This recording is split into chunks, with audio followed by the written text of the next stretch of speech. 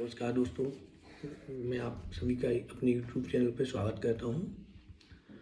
अब एक ऐसे जजमेंट की चर्चा करेंगे जो सेक्शन 12, 11 और सेक्शन 13(3) के लिए, जहां पर गवर्नमेंट ग्रांट अगर रिसीव होती है तो उस केस में क्या ये वायोलेशन है 13(3) का। जजमेंट है Allahabad development authority versus ACIT exemption Lucknow. Fact इस प्रकार से इस केस के कि SSC Allahabad development authority ADA, जो कि उत्तर प्रदेश शहरी नियोजन एवं विकास अधिनियम 1973 के अंतर्गत एक गठित एक स्टेचुटरी बॉडी है, ने आयकर नियम 1961 की धारा 11 और 12 की छूट का रिलीफ का दावा करते हुए, डिडक्शन का दावा करते हुए नील रिटर्न का इनकम फाइल किया। ईओ ने सेक्शन 11 की छूट डिडक्शन को डिसअलाउ किया और उसके आधार ये थे कि ADA की जो गतिविधियां हैं वो कमर्स, व्यापार, वाणिज्य, व्यापार, व्यवसाय की प्रकृति की हैं। सेक्शन 215 के सब सेक्शन के फर्स्ट प्रोविजो के अंतर्गत निर्धारित सीमा से अधिक की रिसीविंग हुई है। ADA ने भूमि, फ्लैट, दुकानें, कमर्शियल प्लेसेस की बिक्री से लाभ अर्जित किया है। उत्तर प्रदेश अधिनियम की धारा 58 के तहत रिजोल्यूशन की स्थिति में निधियां राज्य सरकार में निहित हो जाएंगी या हो जाती हैं जिन पर परोपकारी उपयोग की कोई बाध्यता नहीं है। असेट्स का अलॉटमेंट में कर्मचारी को 2% का आरक्षण और 10% का छूट देना भी सेक्शन 13 सबसेक्शन 3 का उल्लंघन है। सरकारी अनुदान निधियां आय व्यय खाते से रूट न करके गुजारी नहीं गई, न ही रूट की गई हैं, इसलिए वो टैक्सेबल है। विवादित प्रश्न इसमें यह है कि क्या 1/4/2009 से पहले सेक्शन 2 सबसेक्शन 15 में जोड़े गए उपबंध फर्स्ट प्रोविजो के पश्चात क्या ADA एक चैरिटेबल इंस्टीट्यूशन के रूप में योग्य है? क्या सेक्शन 12A के अंतर्गत पंजीकरण होने के बावजूद सेक्शन 11 की छूट अस्वीकृत की जा सकती है?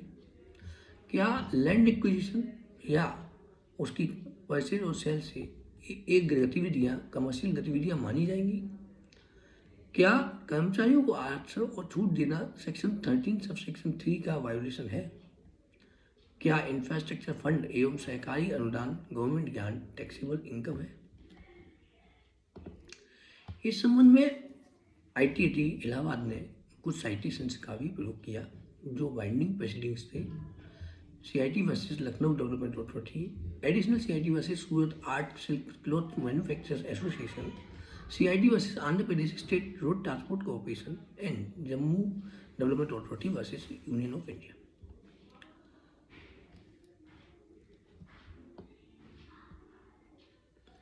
यहाँ पर ADA के जो तर्क थे वो उनका ये कहना है, SSC का कहना ये है कि ADA धारा सेक्शन 12A के अंतर्गत पंजीकृत है। इसके उद्देश्यों को जनरल पब्लिक यूटिलिटी के अंतर्गत पूर्व में ऑलरेडी मान्यता मिल चुकी है। इसके धर्मार्थ स्वरूप का प्रश्न इसके स्वयं के मामले में ही निर्णित हो चुका है, जिससे कि ITAT इलाहाबाद उच्च न्यायालय के द्वारा ऑलरेडी अप्रूवल दिया गया था। CIT versus Lucknow development authority के केस में स्पष्ट किया गया कि सरप्लस अर्जित करना लाभ उद्देश्य सिद्ध नहीं करता, प्रॉफिट का मोटिव सिद्ध नहीं करता है।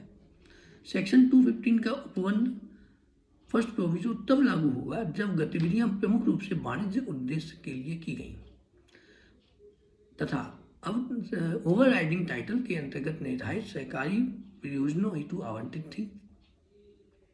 ADA मात्र एक नोडल एजेंसी के रूप में कार्य कर रहा था, जो कि अनुदान कैपिटल रजिस्ट्री के रूप में प्राप्त हुए थे। कर्मचारियों को आरक्षण और छूट सरकारी आदेश के तहत अनिवार्य थी, विचाराधीन या विवेकाधीन नहीं थी। यहाँ पर राजस्व के रेवेन्यू के जो टैक्स रहे, उनका ये कहना है कि ADA की मुख्य गतिविधि जो उनका प्राइम एक्टिविटी थी वो थी बिजनेस, भूमि को, लैंड को खरीदना और उसको बेच करके लाभ अर्जित करना था। लाभ कमाना इंसिडेंटल नहीं बल्कि मुख्य उद्देश्य है उनका, ये डिपार्टमेंट का आर्गूमेंट है। सेक्शन 2 सबसेक्शन 15 का फर्स्ट प्रोविजो स्पष्ट रूप से लागू होता है। रिजोल्यूशन की स्थिति में जो निधियां, जो फंड आपके पास सरप्लस बचा होगा वो राज्य सरकार को चली जाएंगी जिन पर धर्मार्थ उपयोग की बाध्यता नहीं है। कर्मचारियों को आरक्षण और उनको छूट देना भी सेक्शन 13(3) के अंतर्गत निर्दिष्ट व्यक्तियों को लाभ प्रदान करना है। अनुदान, गवर्नमेंट ग्रांट और फंड ट्रेडिंग रिसीट्स से आय का उपयोग उसके स्वरूप को नहीं बदल सकता है।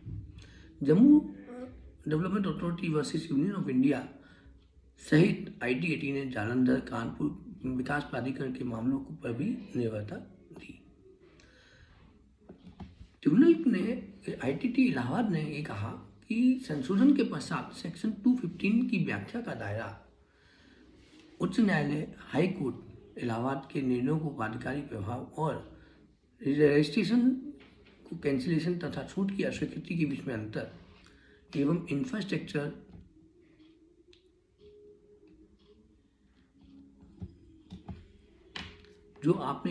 जो फंड्स हैं आपके उनके का नेचर क्या था और सेक्शन 13(3) को किस तरीके से यूज किया गया ये देखना अनिवार्य था। इसमें जो जजमेंट पास किया माननीय ITT ने additional CIT Surat art silk cloth manufacture association में जो सिद्धांत जो प्रिंसिपल निकल के आया तो डोमिनेंट पर्पस की जांच आवश्यक थी। ADA का जो मेन पर्पस या जो मुख्य उद्देश्य था उसकी जांच आवश्यक थी। क्षेत्राधिकार उच्च न्यायालय के निर्णय तथ्य भिन्न न होने पर बाध्यकारी होते हैं। रजिस्ट्रेशन होने के बावजूद धारा 13 के उल्लंघन पर स्वतंत्र रूप से छूट समाप्त हो सकती है। ओवरराइडिंग टाइटल के आधार पर निधि विचलन का कठोर विधिक कसौटी पर परखा जाना चाहिए था। जो फंड्स थे उनका एंड यूज क्या है उसको देखना चाहिए था। सेक्शन 215 के प्रोविजो 4 चीज़ों पे डिपेंडेंट है।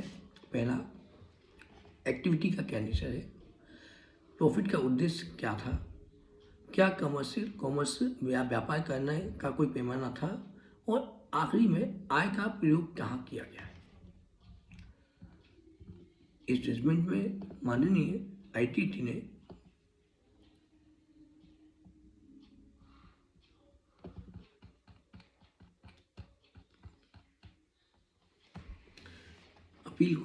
तीनों अपीलों को उन्होंने 80 को पार्टली अलाउ किया और जजमेंट पास कर दिया। आपको वीडियो अच्छा लगा हो तो लाइक कीजिए, शेयर कीजिए, सब्सक्राइब कीजिए और चैनल को सब्सक्राइब कीजिए। धन्यवाद। जय हिंद।